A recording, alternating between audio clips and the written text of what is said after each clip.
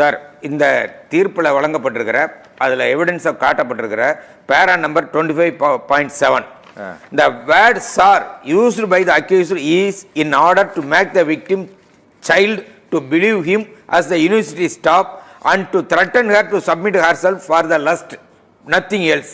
அதாவது இந்த சார் என்ற வார்த்தையை அவர் ஏன் பயன்படுத்தினார் என்று பத்திரிகையில் வந்திருக்கிறது.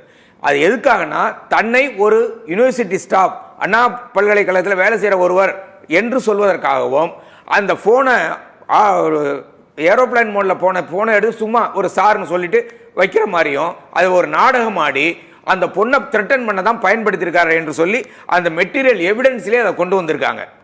அந்த சாரை பிடிச்சிக்கிட்டே இவங்க இருக்கிறாங்கன்னா இந்த சாருங்களுக்கு வேற வேலை இல்லைங்கிறது தான் தெரியுது. இதுல ஒரு பெண்ணோட வாழ்க்கை சம்பந்தமான விஷயம். அதுல ஒரு நல்ல தீர்ப்பு வழங்கப்பட்டிருக்கிறது.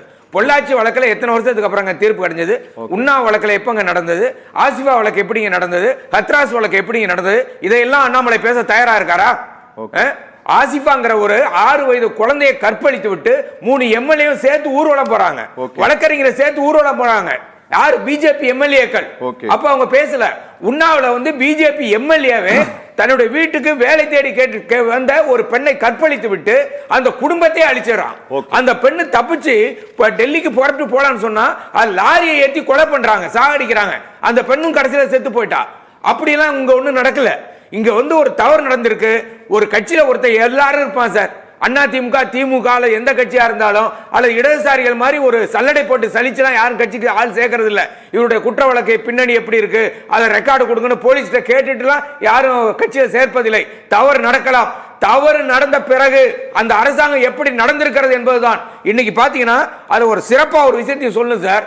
இந்த வழக்கு நடந்து கொண்டு இருக்கும் பொழுது தமிழ்நாட்டினுடைய முதல்வர் சட்டமன்றத்தில் ஒரு சட்டத்தை கொண்டு வருகிறார்.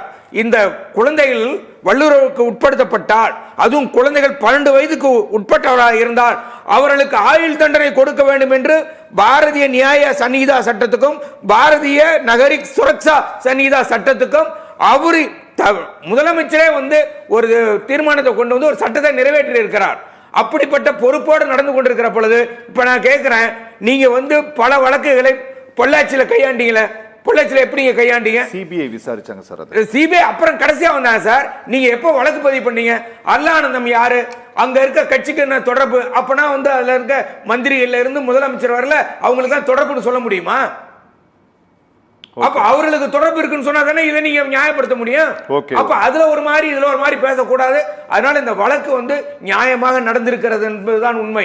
5 மாதத்துக்குள்ளேயே இதுவரை எனக்கு தெரிஞ்சு வரலாற்றுல அது ஒரு குற்ற வழக்குல இவ்வளவு விரைவாக நீதிமன்றத்தில் தீர்ப்பு வழங்கியது கிடையாது. அப்படிப்பட்ட ஒரு நீதிமன்ற தீர்ப்பு வந்திருக்கிறது. அந்த நீதிபதியும் அது வாதாடிய அந்த வழக்கறிஞரையும் பாராட்ட கடமைப்பட்டிருக்கிறோம். ஓகே.